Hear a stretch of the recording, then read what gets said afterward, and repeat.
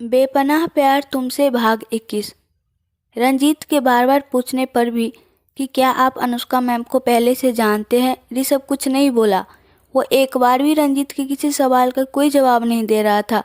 यहाँ तक कि रंजीत के सवालों से बचने के लिए बोला, मिस्टर रंजीत अब आप ऑफिस जाइए, मैं थोड़ी देर आराम करना चाहता हूँ। और धीरे धीरे ऋषभ ने अपनी आंखें बंद कर ली। रंजीत समझ गया कि ये मेरे सवालों का जवाब नहीं देना चाहते हैं, इसलिए मुझे यहाँ से भगा रहे हैं।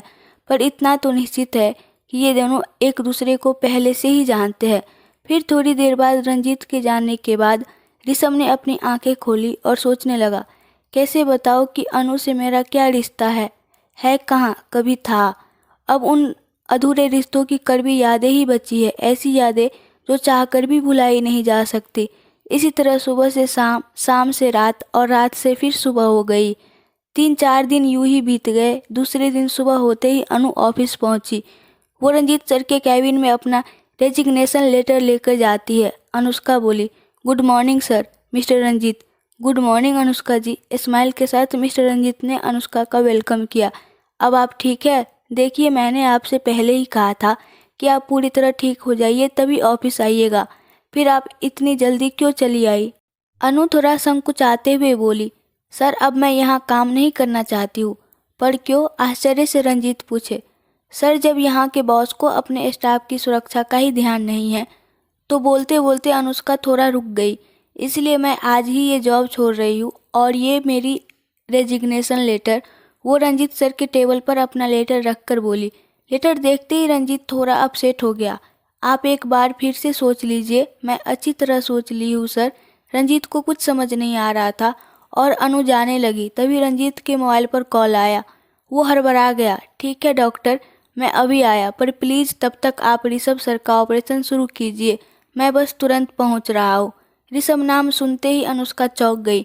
उसके कदम दरवाजे के पास ही रुक गए। वो आश्चर्य से पीछे मुड़ी और पूछी, क्या हुआ ऋषभ जी को? वो ठीक तो है? अब रंजीत को बहुत गुस्सा आ गया।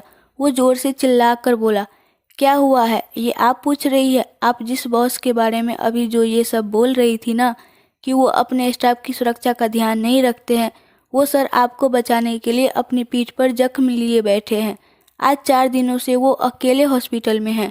उनका एक बार पहले भी ऑपरेशन हो चुका है, पर आज फिर दोबारा ऑपरेशन है। पर आपको क्या फ़र्क पड़ता है?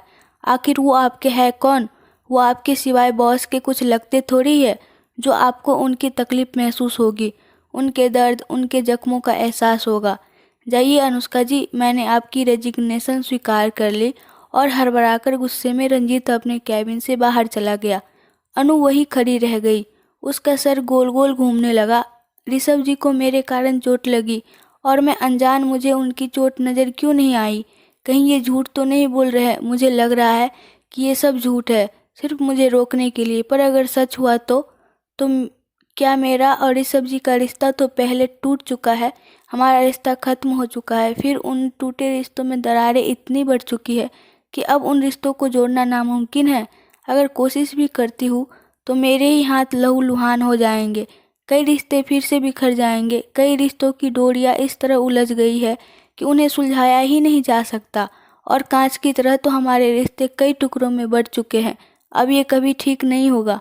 अनु थोड़ी देर वही बैठी रही और सोचती रही। वो अपने अतीत को याद कर अपने मन को फिर से एक बार लहूलुहान कर रही थी। क्या करूं? रंजीत सर को फ़ोन करूं? पर क्या पूछूंगी? बस इतना ही कि ऋषभ जी कैसे है। इसी उधेड़-बुन में वो रंजीत सर को कॉल लगाई, पर उन्होंने अनुष्का का कॉल ही नहीं उठाया। शायद अभी बिजी होंगे। अनुष्का अपने मन को समझाने लगी। अनुष्का थोड़ी थोड़ी देर पर कॉल किए जा रही थी, पर रंजीत सर उसका फ़ोन रिसीव ही नहीं कर रहे थे। इससे अनु और परेशान हो गई। कहीं ऋषभ जी की तबीयत ज़्यादा खराब? नहीं, मैं ही कुछ ज़्यादा सोच रही हूँ। पर सर मेरा कॉल क्यों नहीं उठा रहे हैं? शायद वो डॉक्टर के आसपास हो, और ये भी तो हो सकता है कि वो मुझसे नाराज़ हो, इसलिए मेरा कॉल नहीं उठा रहे हैं। अनु अपने सवालों की कश्मकश में उलझती चली जा रही थी। उसे कुछ समझ नहीं आ रहा था कि वो क्या करे। एक तरफ दिमाग कहता, उनसे अब मेरा कोई रिश्ता नहीं, तो दूसरी तरफ दिल कहता, कुछ रिश्ते चाह कर भी नहीं टूटते, हजार दरारों के बावजूद भी नहीं बिखरते। अनुष्का अपने ही सवालों की अंतर्द्वंद में फंसी हुई थी।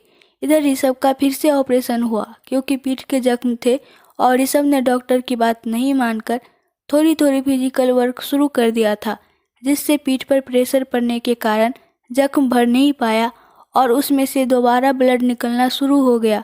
ऋषभ बेहोशी की हालत में पेट के बल लेटा हुआ था। एक तरफ सलाइन तो दूसरी तरफ ब्लड चढ़ रहा था। उसके आसपास कोई नहीं था, बस मशीनों के पिक पिक पिक करके हल्की आवाज़ें आ रही थी।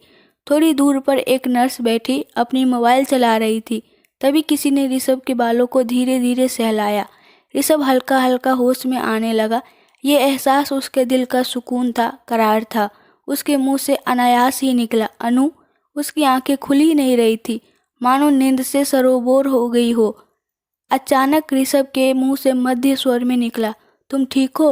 अनुष्का पूरी तरह भावुक हो गई। आपने बिना मुझे देखे कैसे पहचान लिया? क्या आपको मेरा एहसास आज भी महसूस होता है? अनुष्का मन ही मन सोची। उसकी आंखें भावना में बहने लगी। उसके मुंह से कोई शब्द ही नहीं निकल रहे थे।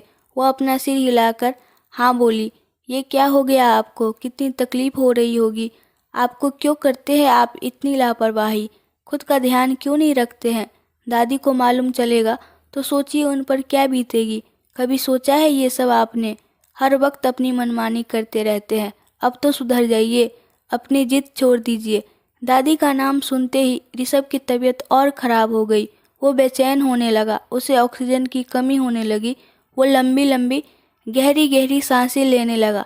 क्या हुआ आपको? अनु घबरा गई। और ये सब दूर खड़े दरवाजे पर रंजीत सुन लेता है। कुछ तो कनेक्शन है दोनों में, क्या यही नहीं मालूम चल रहा है? पर मैं 100% श्योर हूँ कि इन दोनों का कोई न कोई अतीत जरूर है। अनु जोर से चिल्लाई, डॉक्टर! नर्स दौड़कर आई। आप अंदर कैसे आई? चलिए बाहर जाइए। नर्स जबरदस्ती हाथ पकड़कर अनुष्का को आईसीयू से निकालने लगी। रंजीत नर्स को रोकते हुए बोला, ये उनकी फैमिली से है, इन्हें यहाँ रहने दीजिए। नर्स बोली, पर सर यहाँ किसी को रहना अलाउ नहीं है और फिर मिलने का टाइम भी ओवर हो चुका है। तभी डॉक्टर दौड़े आए। अनुष्का घबराकर बोली, देखिए ना डॉक्टर साहब, इन्हें क्या हो गया? डॉक्टर बोले, घबराइए मत, हो सकता है नींद की गोलियों का असर हुआ हो। वैसे भी ये जितना आराम करेंगे उतनी ही जल्दी इनकी रिकवरी होगी। तो प्लीज़ आप लोग बाहर जाइए, मैं चेक करके आप लोगों को सब बता देता हूँ। रंजीत अनुष्का को बाहर लेकर चले गए। अनुष्का आईसीयू के बाहर चेयर पर परेशान बैठी थी। तभी रंजीत ने पानी का बोतल उसकी तरफ बढ़ाकर कहा, अनुष्का जी लीजिए, थोड़ा पानी पी लीजिए, आपको अच्छा फील होगा। नहीं मैं ठीक हूँ सर, थैंक यू। फिर भी रंजीत अनुष्का को ज़बरदस्ती पानी की बोतल पकड़ाकर बोले, प्लीज़ थोड़ा पी लीजिए, और उसके बगल में बैठ गए। आप दोनों एक दूसरे को पहले से जानते हैं ना? अचानक ये सवाल रंजीत के मुंह से सुनकर अनुष्का चौंक जाती है। रंजीत बोले, क्या रिश्ता है आप दोनों का? ये सवाल सुनते ही अनुष्का का पानी सरक गया और वो जोर से खांसने लगती है। आराम से अनुष्का जी। अनुष्का अपनी नज़रें चुराने लगी। तभी वहाँ डॉक्टर आ जाते हैं। रंजीत बोले, ऋषभ सर अब कैसे हैं? हड़बड़ाकर वो पूछने लगे। डॉक्टर जी अब वो बिल्कुल ठीक है, शायद दर्द की वजह से बेहोश हो गए थे, बट सब नॉर्मल है। आप लोग चाहे तो घर जा सकते हैं, क्योंकि मुझे नहीं लगता इन्हें अभी होश आएगा। तो आप लोग उनसे कल ही बात कर पाएंगे और यही उनके लिए ठीक भी होगा।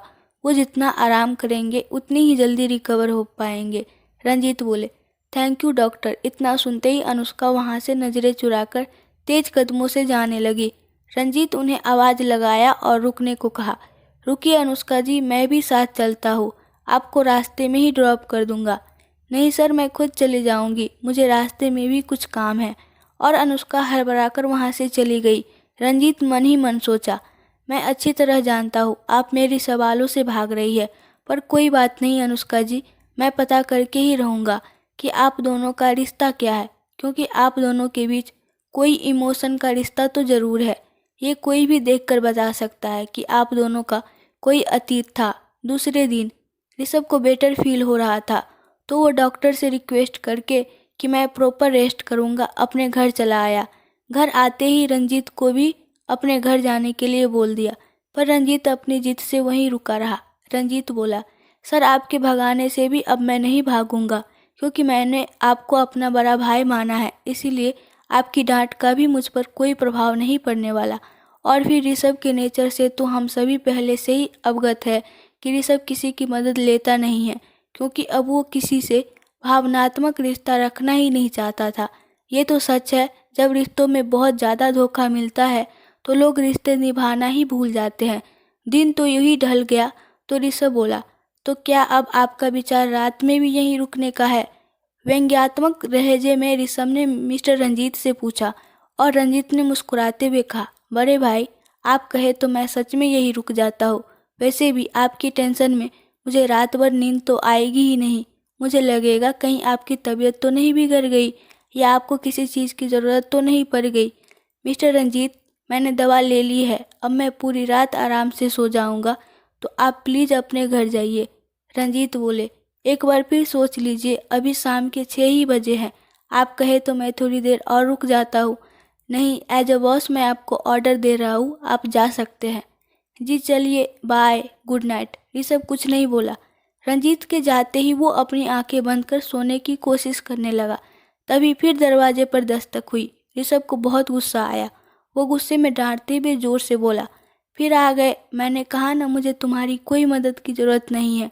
और एक झटके में बेड से नीचे उतरकर खड़ा हो गया। अनु, तुम? ऋषभ अनु को अपने घर में देखकर एकदम से आश्चर्यचकित हो गया। तभी अनुष्का मायूसी से बोली, जानती हूँ आपको मेरी मदद की ज़रूरत नहीं है। ऋषभ, नहीं वो, पर तुम यहाँ? अनु, क्यों नहीं आ सकती? नहीं, ऐसी कोई बात नहीं है, आप टेंशन मत लीजिए। ये चोट आपको मेरे ही कारण लगी थी, ऐसा रंजीत सर ने मुझे एहसास दिलाया है, इसलिए बस आपका हालचाल पूछने चली आई हूँ। अब कैसे हैं आप? ठीक हूँ। क्या आंटी को मालूम है तुम मुझसे मिलने यहाँ आई हो? अचानक ऋषभ ने पूछा। अनुष्का कुछ नहीं बोली, बस अपना सिर नीचे झुका ली। तो तुम्हें यहाँ नहीं आना चाहिए था। तुम्हारी माँ मुझे कातिल समझती है, वो मुझसे बहुत नफरत करती है। तुम्हें उन्हें बता देनी चाहिए थी। अनुष्का को बहुत गुस्सा आया, उसकी आंखें भर आई और वो गुस्से में ऋषभ की तरफ देखकर बोली, हाँ, मेरी जिंदगी तो आप ही दोनों के हाथों की कठपुतली मात्र बन के रह गई है, जिसे जब मन करता है वो अपने तरीके से नचाता है। जैसे मैं तो निर्जीव हूँ, मेरी अपनी कोई फीलिंग्स, कोई चाहत नहीं है। आप दोनों के फैसले मान मान कर मैं थक चुकी हूँ। अनुष्का थोड़ा भावुक हो गई। अगर आपको लगता है कि मैंने यहाँ आकर कुछ गलत किया है तो ठीक है, मैं चली जाती हूँ। और वो मुड़कर वापस जाने लगी। ऋषभ से रहा नहीं गया, वो अनु को रोकते हुए उसका दाहिना हाथ पकड़ लिया। सॉरी, थोड़ी देर रुक जाओ। अनुष्का रुक गई। ऋषभ बेड पर लेट गया और अनुष्का सोफे पर बैठी रही। दोनों में झिझक बनी हुई थी कि क्या बातें करे। जब रिश्तों में दूरियां हो जाती है तो कहने को कुछ बातें ही नहीं रह जाती है, हर बात में ही झिझक महसूस होती है। फिर अनुष्का चारों तरफ अपनी नज़रें घुमाकर देखी। आप कुछ खाएंगे? मैं कुछ बना दूं? नहीं, वो मिस्टर रंजीत अपने घर से ही खाना लाए थे, वो मुझे खिलाकर अभी जस्ट ही गए हैं। तुम कुछ लोगी? नहीं। फिर दोनों के बीच खामोशी ने अपना डेरा डाल ही दिया।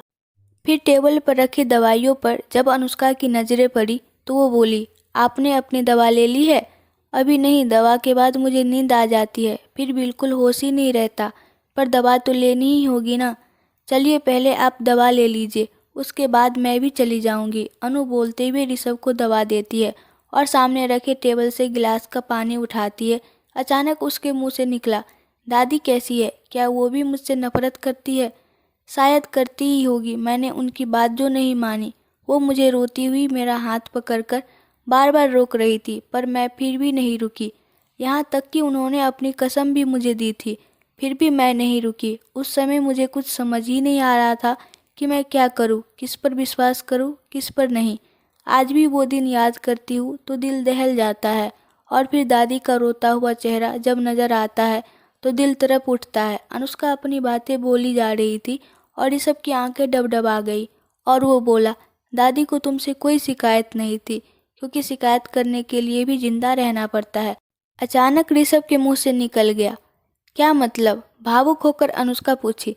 मतलब कि अब दादी इस दुनिया में नहीं है। इतना सुनते ही अनुष्का को एक सदमा सा लगा। उसके मुंह से आह की आवाज़ निकली और हाथ से पानी का गिलास छूटकर नीचे फर्श पर गिर गया। छनाक से आवाज़ आई और कांच के गिलास कई टुकड़ों में बिखर गया। अनुष्का लड़खड़ाते हुए वही दीवार से सट गई। दादी, दादी नहीं रही। वो अपनी दोनों आंखें बंद कर दादी को याद करके रोने लगी। ऋषभ भी पूरी तरह से भावुक हो गया था। ये तो हम सभी पहले से ही जानते हैं कि ऋषभ की ज़िंदगी में उसकी दादी का क्या महत्व था। जब हम किसी को बहुत प्यार करते हैं और वो शख्स हमें छोड़कर चला जाता है, तब उसके बारे में जब भी चर्चा होती है तो दिल सच में भावविहीन हो जाता है, मानो उसके खोने का दर्द फिर से हृदय को विदीर्ण कर रहा हो। एक तरफ तो अनुष्का रो रही थी, तो दूसरी तरफ ऋषभ थोड़ी देर तक वहाँ बहुत ही भावनात्मक माहौल बना रहा। फिर ऋषभ ही अनुष्का के पास जाकर बोला, अब बस बहुत हो गया, चुप हो जाओ, तुम्हारी तबीयत बिगड़ जाएगी। देखो, मैं जानता हूँ दादी तुम्हारे लिए क्या मायने रखती थी। ऋषभ कई बार हाथ आगे बढ़ाता अनु को चुप करने के लिए, पर हर बार एक झिझक उसके हाथ पीछे खींच देते थे। अनुष्का, मैं अपने आप को कभी माफ़ नहीं कर पाऊंगी, क्योंकि दादी मुझसे नाराज़ होकर चली गई। अब मैं उनसे कभी माफ़ी भी नहीं मांग पाऊंगी। मेरे दिल पर ये बहुत बड़ा बोझ हमेशा ही बना रहेगा। मुझे माफ़ कर दीजिए दादी, प्लीज़ मुझे माफ़ कर दीजिए। काश कि मैं उस दिन दादी की बात मान जाती तो दादी आज हमारे साथ रहती। इतना सुनते ही ऋषभ ने भावुक होकर अनुष्का को अपने सीने से लगा लिया। शायद आज दोनों ही साथ में दादी के विरह की वेदना को महसूस कर रहे थे। दोनों को यूँ लगा जैसे उनके बीच की बहुत बड़ी कड़ी ही टूट गई। वो दोनों बिल्कुल अधूरे हो गए थे। सच भी तो यही है, ये दादी ही थी जो दोनों के बीच की मजबूत कड़ी थी, जिन्होंने दोनों को मिलवाया था, दोनों को प्यार का एहसास दिलाया था और शादी जैसे पवित्र बंधन में बांधा था। अनुष्का रोते हुए बोली, आपने मुझे पहले क्यों नहीं बताया? एक बार मैं भी दादी के गले लग जाती। वो मुझसे नाराज होकर हमेशा हमेशा के लिए चली गई। वो मुझे कभी माफ़ नहीं करेगी। अनु, तुम मेरी बात सुनो, ऐसा कुछ नहीं है। दादी को तुमसे कोई गिला शिकवा नहीं था। नहीं ऋषभ जी, आपकी हर गलती की सज़ा मुझे मिलती है। आप बहुत बुरे हैं। अनु, तुम मेरी बात तो सुनो। सुन ही नहीं रही हो। सच में अनु ऋषभ की बात सुन ही नहीं रही थी। वो अपनी धुन में ही रोए जा रही थी और बोले जा रही थी। अचानक ऋषभ ने उसे खुद से अलग करते हुए उसके दोनों हाथ पकड़कर जोर से झकझोरते हुए बोला, क्या पागलों की तरह अनाप शनाप बोले जा रही हो?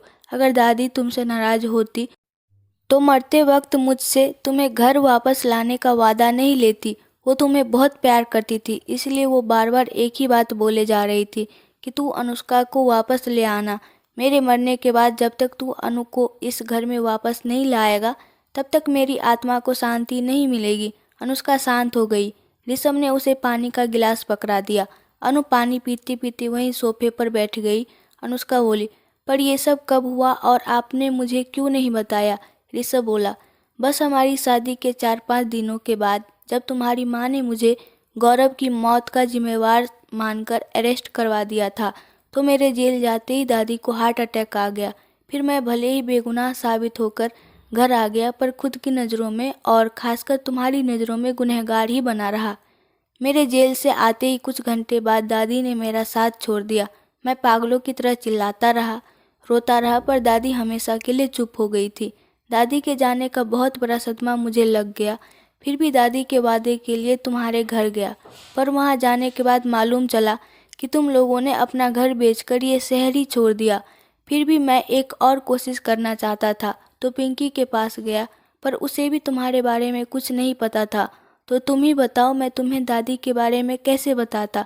तुमने अपना कॉन्टैक्ट नंबर भी हटा दिया, अपनी हर पहचान मिटा दी। मेरे जीवन में बस 2 लोगों का ही महत्व था और दोनों ही मुझे छोड़कर जा चुके थे। ये सुनते ही मायूस होकर अनुष्का बोली, शायद जिस दिन दादी की मौत हुई उसी दिन मेरे पापा ने भी हमेशा हमेशा के लिए मेरा साथ छोड़ दिया था।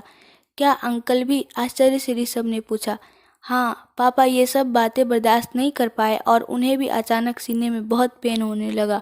डॉक्टर के पास जाते जाते रास्ते में ही उन्होंने अपनी सांसों से नाता तोड़ लिया। सॉरी, मुझे सच में कुछ नहीं मालूम था, अफसोस जताते हुए ऋषभ बोला। एक लंबी गहरी सांस लेते हुए अनुष्का बोली, पापा की मौत के बाद हमने अपना घर जल्दीबाजी में बेचकर रातों रात ये शहर छोड़ दिया। हाँ, ये भी सच है कि पिंकी को अब तक कुछ भी नहीं बताया है कि हम कहाँ रहते हैं, क्या करते हैं, क्योंकि माँ को डर था कि उसी के सहारे आप हमें ढूंढ लेंगे। वो तो बेचारी बार बार हमसे पूछती भी है कि हम कहाँ रहते हैं, हमसे मिलना चाहती है। उसके दोनों बच्चे अपनी नानी और मौसी को गले लगाना चाहते हैं, पर माँ ने आज तक उसे कुछ नहीं बताया कि हम कहाँ रहते हैं। पता नहीं ऋषभ जी, माँ कब से इतना पत्थर दिल हो गई है। वो अपने बच्चों की खुशी नहीं देख पा रही है। शायद गौरव की मौत से सदमे में है। फिर अनुष्का थोड़ी देर रुक कर बोली, अंकल आंटी ठीक है, क्या वो मुझे याद करते हैं? ऋषभ बोला, याद तो उन्हें किया जाता है जिन्हें भूल गए हो। तुम तो उस घर में और उस घर वालों के दिलों में कभी न मिटने वाली जगह बना बैठी हो। तुम्हें कोई कैसे भूल सकता है? अनुष्का बोली, एक बात पूछूं ऋषभ जी, आपने दूसरी शादी क्यों नहीं की? ऋषभ बोला, और यही सवाल अगर मैं तुमसे पूछूं तो? अनु चुप हो गई। थोड़ी देर तक दोनों के बीच फिर खामोशी ही बनी रही। फिर ऋषभ ने ही पूछा, पर अनु तुम रवि से कैसे मिली? और यहाँ इतने बड़े शहर में, मेरा मतलब इस शहर में तो तुम्हारे कोई रिश्तेदार नहीं रहते हैं, तो इतने बड़े शहर में तुम, फिर आरव कहाँ है? ऋषभ के सवाल पर अनुष्का थोड़ी देर चुप रही। अगर आपको इस कहानी के आगे का पार्ट देखना है तो कमेंट में बताएं, और प्लीज़ आप लोग मेरे चैनल को सब्सक्राइब कर दो। Thank you.